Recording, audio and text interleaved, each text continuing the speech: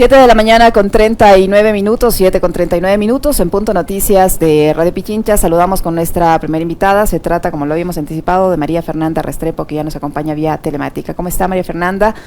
Buenos días, bienvenida. Le saludamos a Alexis Moncayo, quien le habla, Licenia Espinel. Su familia ha vivido en carne propia este proceso terrible, doloroso, dramático, inolvidable, imborrable de la desaparición de sus hermanos, de Santiago y Andrés, todo este proceso dolorosísimo que se ha quedado en la historia del Ecuador.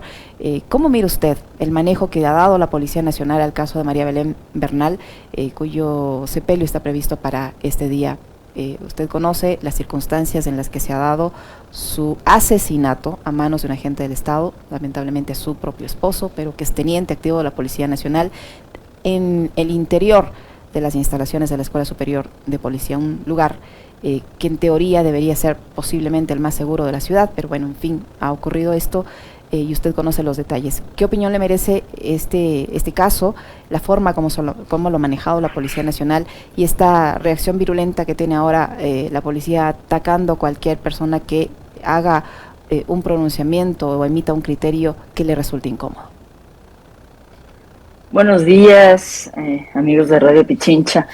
Sí, efectivamente es para nosotros como familia muy doloroso casi volver a ver repetirse de algún modo nuestro caso, el manejo de este caso, el silencio, la complicidad, el falso espíritu de cuerpo que se ha presentado claramente en este caso. Es como volver 34 años atrás, cuando ocurrió este crimen atroz contra mis hermanos Santiago y Andrés Restrepo, ¿no? El manejo de la policía, desde los altos niveles hasta los cadetes más rasos. Ahora lo quieren dejar en una cuestión de cadetes, ¿no? Y siempre se quieren lavar las manos, también las autoridades principales de esa institución fallida, podrida, a través de las décadas vuelven a caer y vuelven a caer y vuelven a caer en las mismas mañas de siempre.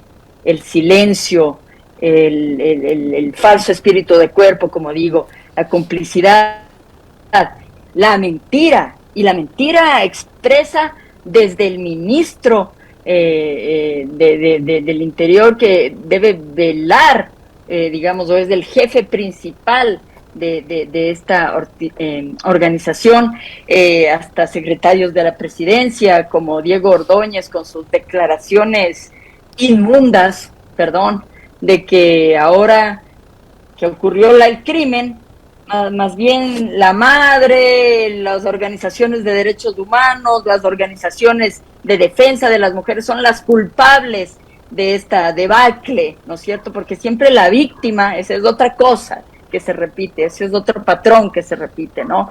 Las víctimas y los familiares de las víctimas y las organizaciones que apoyan estas luchas son las culpables de, lo más grave, desestabilizar la institucionalidad. ¿Cuál institucionalidad existe, señores, dentro de una policía donde se cometen crímenes pretendiendo que queden impunes? ¿De cuál institucionalidad y respeto a la institución me hablan cuando dentro de una escuela policial, donde debería ser el lugar más seguro para estar, uno está absolutamente inseguro de lo que pueda pasar?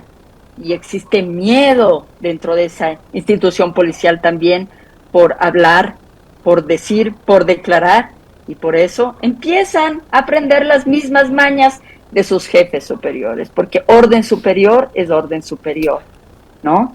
Y es mejor guardar silencio a evitar represalias.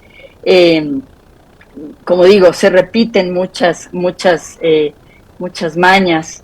En este caso, de un caso de hace 34 años como el de Santiago y Andrés, ¿no? Es inadmisible. Hola María Fernanda, como Hola, siempre que suele suceder con María Fernanda o con don Pedro, Uno les escucha y lo que hace es sentir como propio ese dolor que ustedes han tenido que soportar durante 34 años, querida María Fernanda. Es así. María Fernanda hablaba sobre el famoso espíritu de cuerpo, del cual también con mucha bronca habló acá en estas cámaras y en estos micrófonos doña Elizabeth hace unos días que estuvo con nosotros. Pero hay algo más allá de ese espíritu de cuerpo, María Fernanda, que ustedes también han tenido que soportar. Y es el encubrimiento de la política. Porque la policía, así como las Fuerzas Armadas, son instituciones que deberían estar subordinadas al poder político, a la democracia.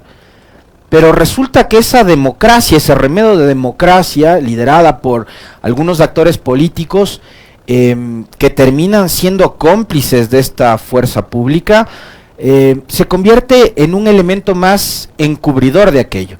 Y ahí están personajes como el que mencionaba María Fernanda, que es justamente Diego Ordóñez. El silencio del presidente Lasso y el silencio del vicepresidente Borrero en estas 2 semanas ha sido contundente, ha sido evidente. ¿Qué decir también sobre eso, María Fernanda? Es decir, ¿qué pasa con el poder político que debería ponerle en algún momento un freno a una institución que está más pendiente del prestigio, que es un prestigio además que no existe? Entonces, ¿qué pasa con ese poder político que ha sido también cómplice de lo que ha hecho la policía históricamente en estos 34 años, en el caso de los hermanos Restrepo y ahora en el caso de María Belén?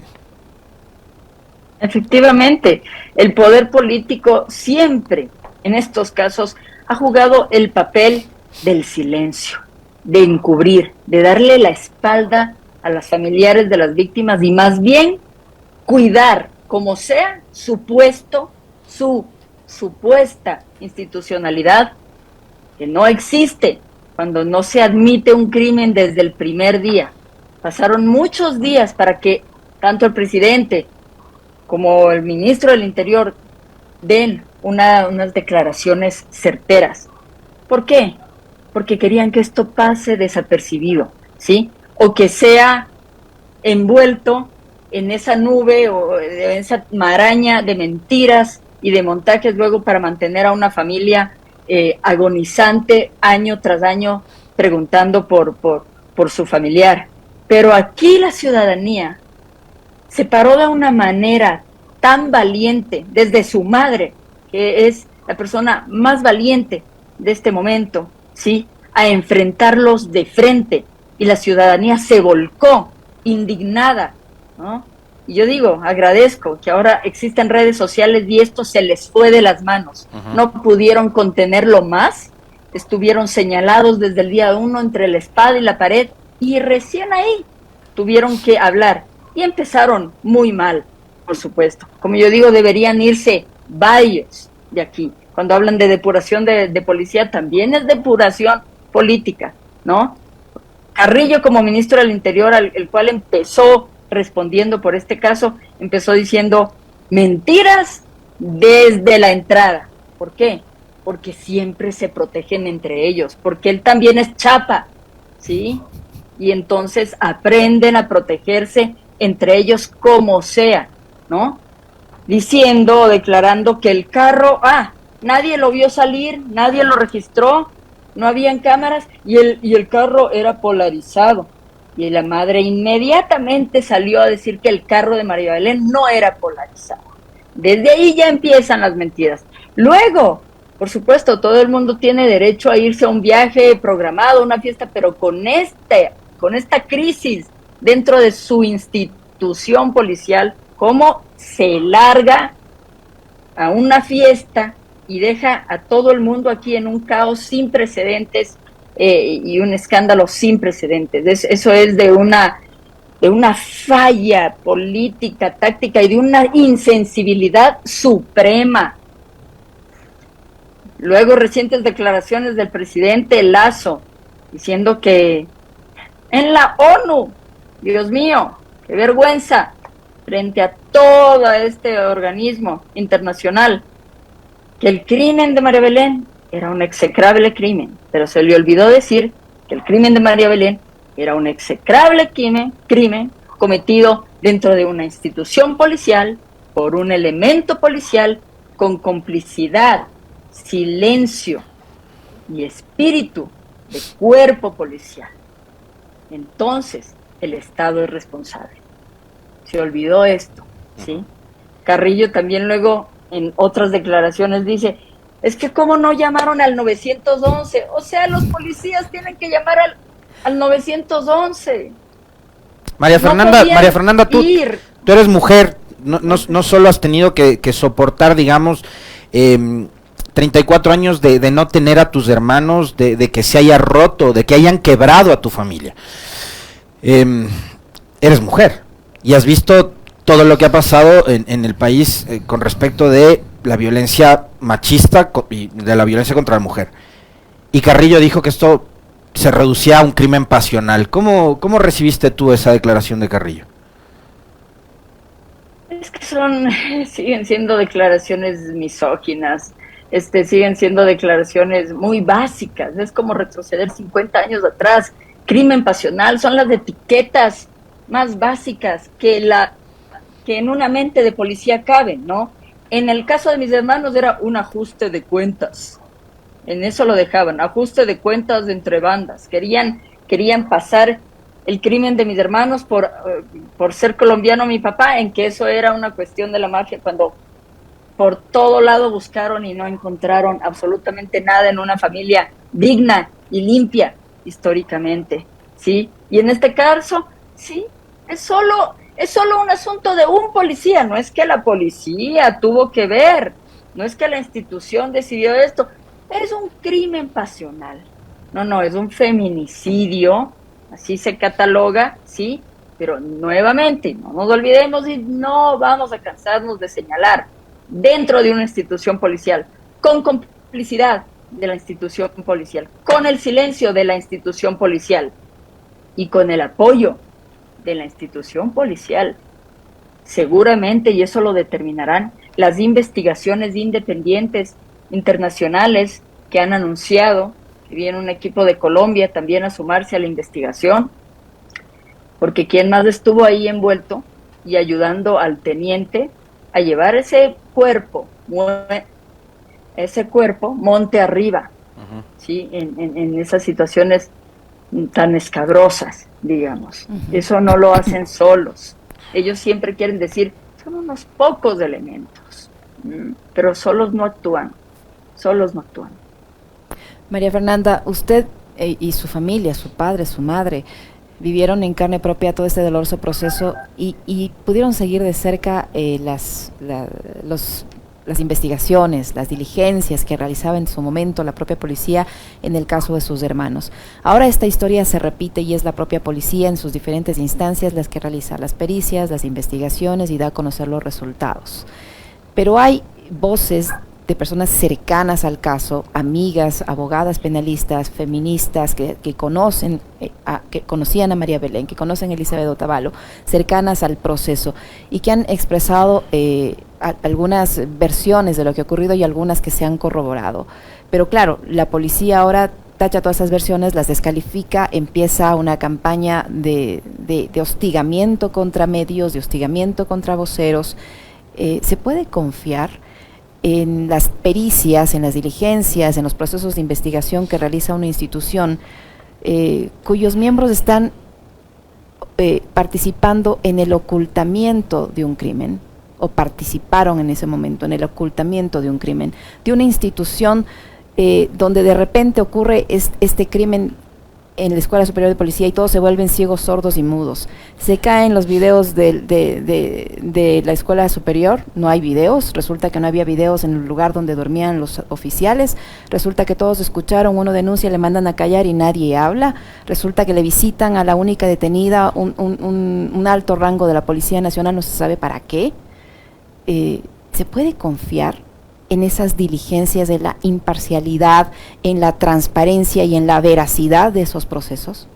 Valdría la pena recordar cuál fue el rol, Licenia, que jugó en el caso de los hermanos Restrepo, Doris Morán.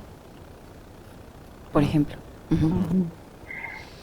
No, absolutamente no se puede confiar en alguien que sea juez, investigador y parte. dentro del crimen. Eso es exactamente lo que sucedió en nuestro caso desde el día 1, bueno, digamos que desde la primera semana, ¿sí? A Santiago y Andrés los secuestraron, yo no digo los detuvieron, los secuestraron, los torturaron, los mataron y los desaparecieron un 8 de enero. Por ahí ya el 12 de enero ya estaba Morán infiltrada dentro de nuestra casa, ¿sí? Los grandes investigadores. Vadillo, que tuvo que ver también dentro de la muerte y la tortura de mis hermanos, era otro de los investigadores. La policía se infiltró a investigar ellos mismos el crimen que habían cometido. Nos tuvieron de sur a norte, por supuesto pagando con nuestra plata esas investigaciones, entre comillas, porque ellos no tenían para la gasolina, ni para numérico, ni armamento.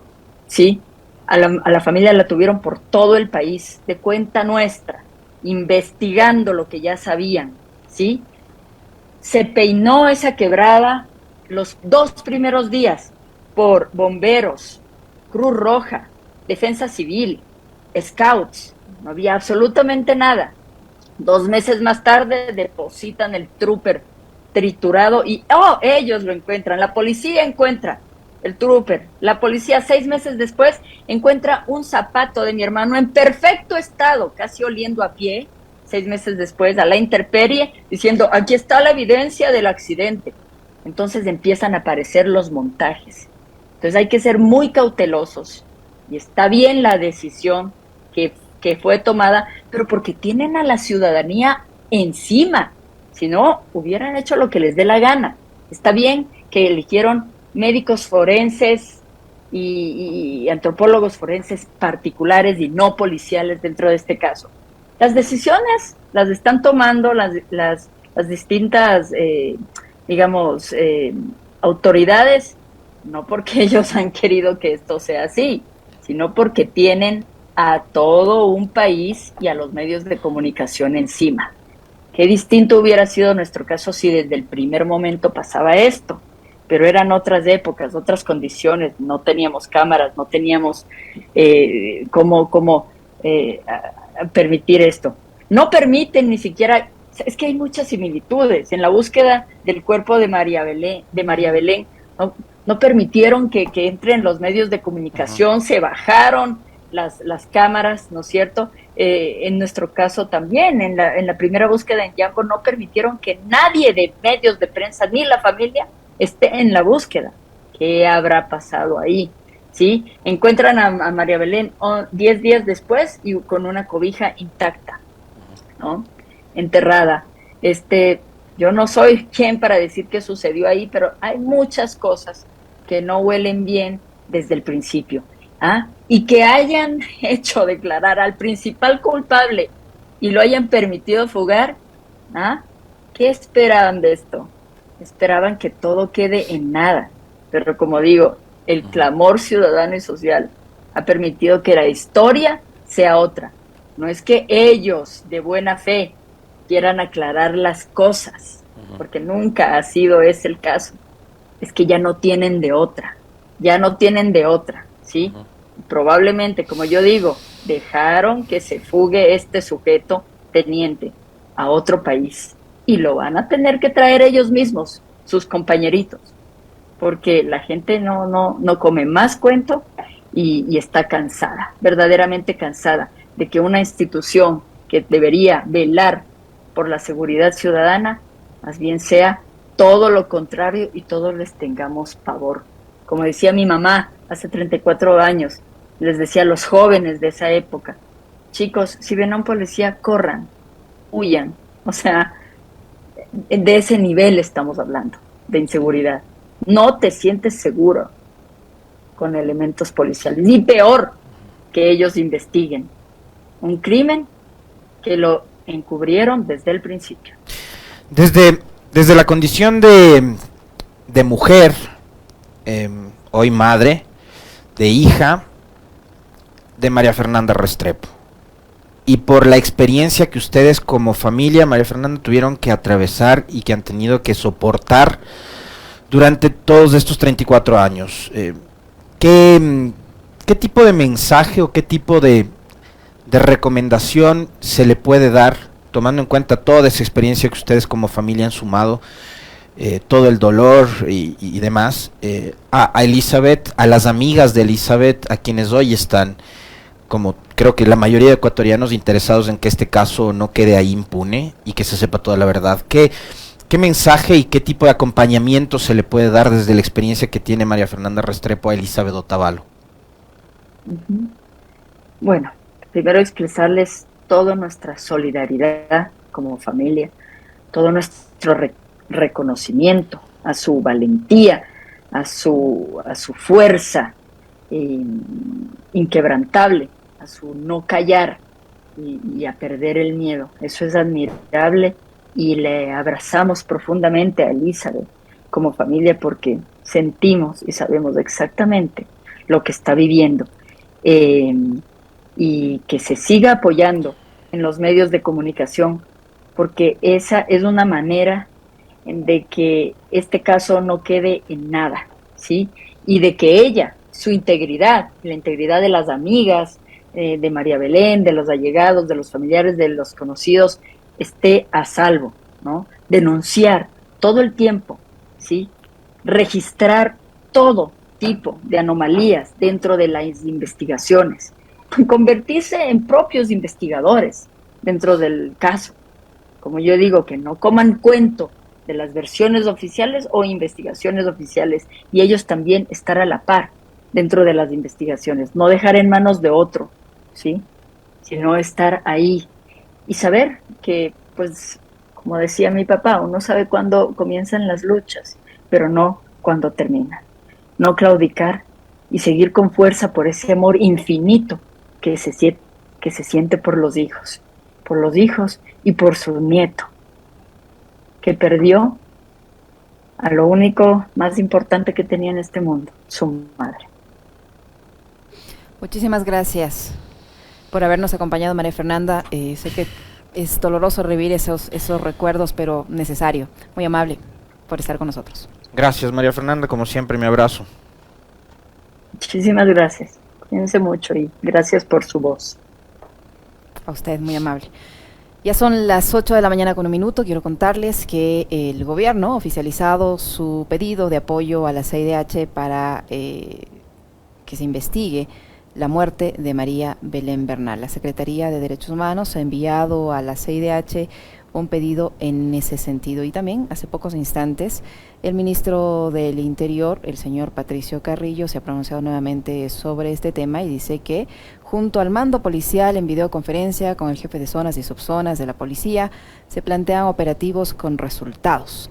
Vamos a poner plazos. El primero, ubicar a Cáceres. El segundo, garantizar transparencia en los procesos de la institución, dice el ministro Carrillo. 8 de la mañana con 2 minutos. ¿Te parece si hacemos una pequeña pausa, Alexis?